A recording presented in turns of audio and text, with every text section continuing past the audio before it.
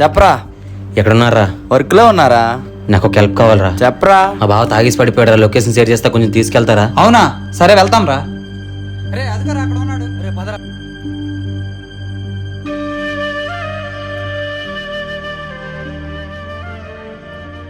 ఇంకెన్ని రోజులు తాగేసి వచ్చి కొడుతుంటే భరిస్తావు? మరేం చేయమంటావు? నాతో మన ఇంటికి వచ్చాయక్క, మేము చూసుకుంటాం. ఎన్ని రోజులు? అలా అంటావేంటి అక్క? మీ పిల్లలు కూడా నేనే చదివిస్తాను. ఇప్పుడు బానే ఉంటది, రేపు నీ పెళ్లి అయ్యాక మా పరిస్థితి ఏంటి? నేను నీకు మాత్రమే అక్కనరా, నీ పెళ్ళానకు కాదు కదా. మేము దూరంగా ఉంటేనే భారం అనుకున్నాం, ఒకవేళ దగ్గరికి వస్తే ఇంకా బరువు అయిపోతామేమోరా. వెళ్ళిపోరా, ఇంక నేను ఎప్పుడు ఇబ్బంది పెట్టను.